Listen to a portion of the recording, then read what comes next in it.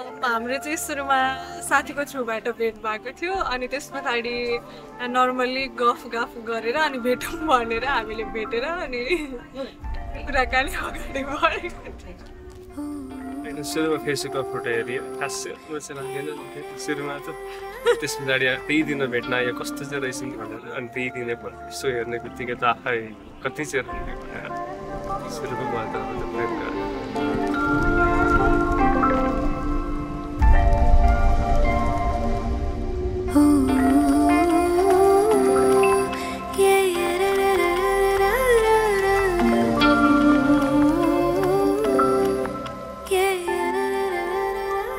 त्यति बेला भर्खर काठमाडौँबाट आएको थिएँ नि त अनि अलिक कोरी भएको थियो त्यही भएर मन परेको अरे।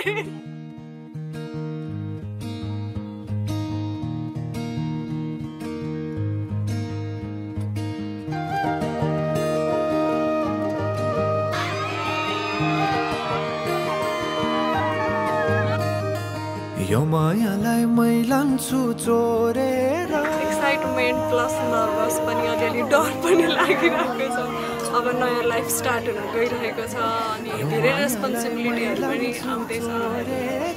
ह्यान्डल गर्छु गर्दिनँ भन्ने चाहिँ डर लागिरहेको छ।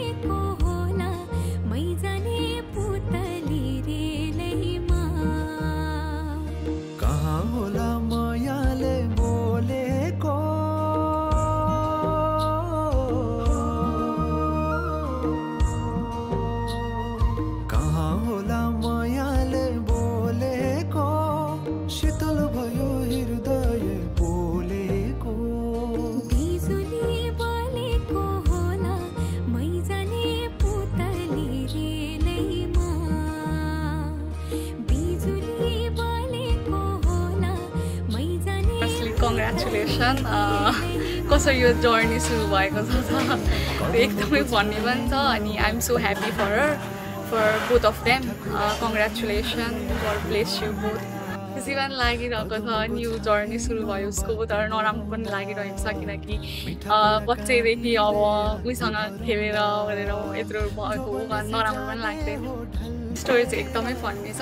लभ स्टोरी चाहिँ एज अ फन वे सुरु भएको थियो तर यहाँसम्म आएर एन्ड भयो बिएसम्म आएर।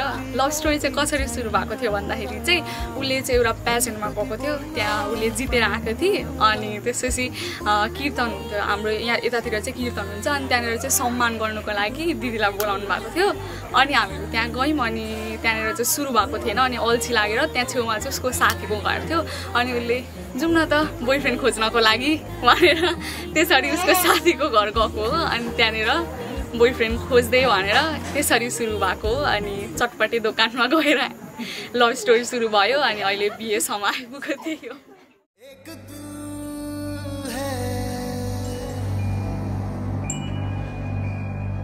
एक जान है दोनों तुझ पे कुर्बान है एक मैं हूँ एक ईमान है दोनों तुझ पे हाँ तुझ पे दोनों तुझ पे कुर्बान है एक दिल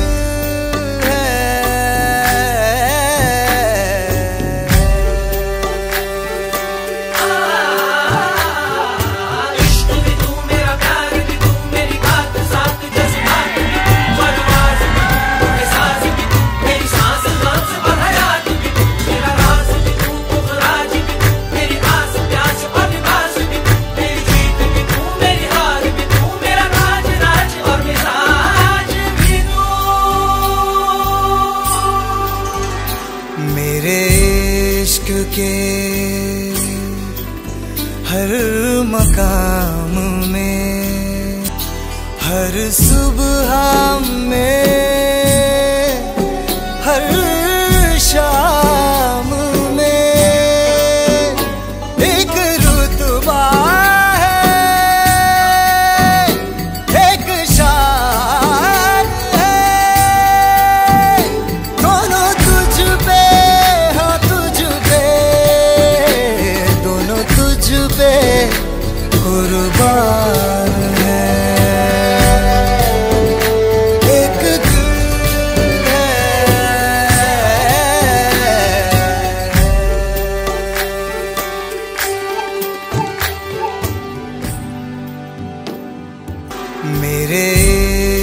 के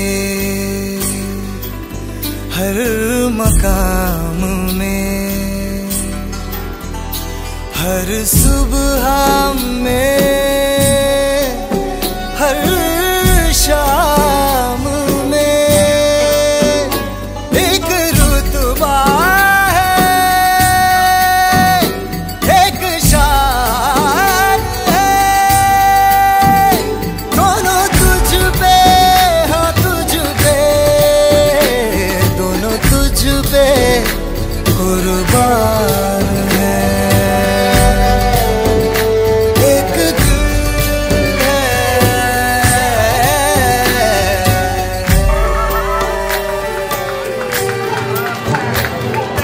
दुई शब्द मात्रै हुन्छ।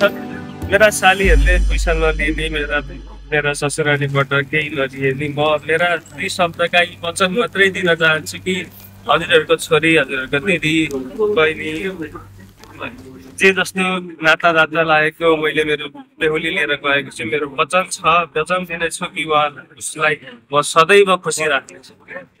धन्यवाद।